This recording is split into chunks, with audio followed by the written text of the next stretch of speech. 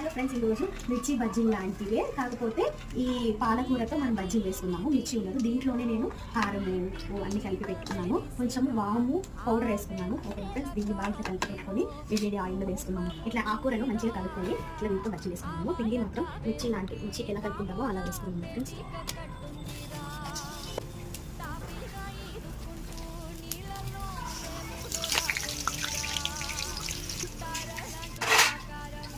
Tissue పెట్టేసాము.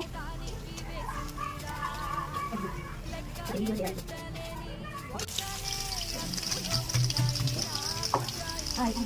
ఇంటిగా పిల్లలకి చేసాము. ఓకేనా ఫ్రెండ్స్, బయట బజ్జీలు ఓకేనా చూడటానికి